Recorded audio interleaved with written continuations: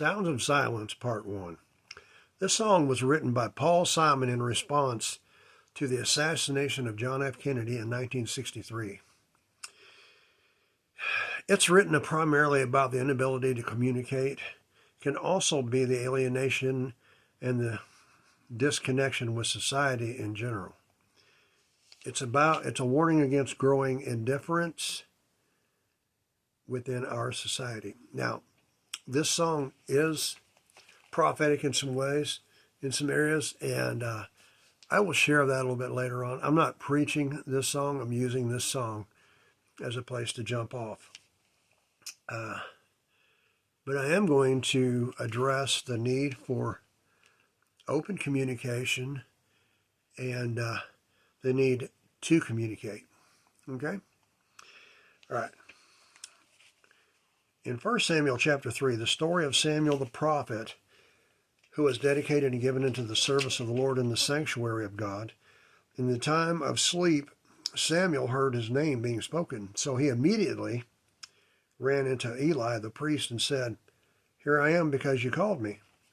Eli said, "I didn't call you. Go back to bed." This happens 3 times, and Eli realizes that God is talking to Samuel. Eli tells Samuel that if God calls him again, that he should speak, "Lord," he should say, "Speak, Lord, for your servant hears you." Now, I will say that most people, including myself, don't hear an audible voice when God is speaking to them or us. So let's talk about the voices that we do hear. I will borrow a line from the song, "People hearing without listening." People hear by a thought or mental perception. So this video is about identifying those thoughts, those voices. Well, this sounds like another so-so element. It's a very important topic because it's important to know what's going on in your thought life and to have control over your thought life and your prayer life. Most believers would say, well, it's pretty obvious when Satan comes to call and he's speaking temptation and things that I just know outwardly that just aren't right or true or good to do. And I would agree with you. And yes, Satan comes as an angel of light. And what am I referring to? He has deception. He has ways of deceiving us. So now, in Isaiah chapter 14, verses 12 through 15, the 5 I wills of Lucifer, Hebrew Halel, the shining one. I remember Jesus saying, "I seen Satan falling as lightning from heaven." A, I will ascend unto heaven. I will exalt my throne above the stars of God. Satan desired to be above and ascend into heaven to be the focus of concentration. I will exalt myself above my throne above the stars of God to rule the angels. I will sit also upon the mount of the congregation in the sides of the north to rule over mankind. I will ascend above the heights of the clouds, rise over the glory of God. And I will be like the Most High God, to walk in power using the dominion that God had placed and given to us. Now, we're going to get into the more intricate ways of how that Satan deceives us and invades our thought lives. Ezekiel 28 and 13, the precious stones, and it's talking about, this is another reference given to the enemy, the precious stones covering the sardius, the topaz, the diamond, the beryl, the onyx, the jasper, sapphire, emerald, and carbuncle. And we're laying the groundwork here of deception. These all distort light. Okay, we're getting somewhere here. We're getting solid scriptural evidence of what we're dealing with in these voices. Now, in your brain, you have two portions of your brain, your right and your left amygdala. Your right amygdala is activated by emotion. Your left is language processing. Your right amygdala, you have fear conditioning, pain modulation, and anger. On the left, you have fear or threat processing and emotional memory. So let's remember that. That's the areas of our brain where we're processing emotions and fears and etc. Okay, so we're laying the groundwork for the various thoughts and the voices that are speaking to us. Let's go to another seemingly unconnected verse to assist us in this discernment. Because now, and I see you can have discernment which is spiritual,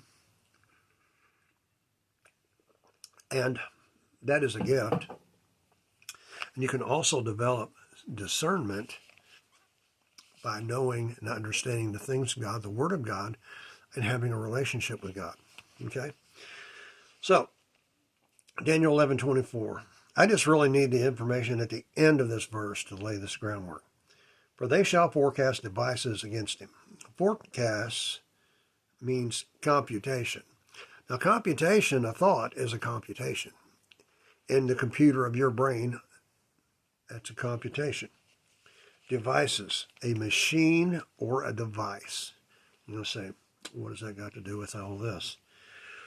So in John 1:4, in Jesus is the life, and that life is the light of men. So jewels and gems attract the attention to themselves through light, and they have the ability to distort the color of that light.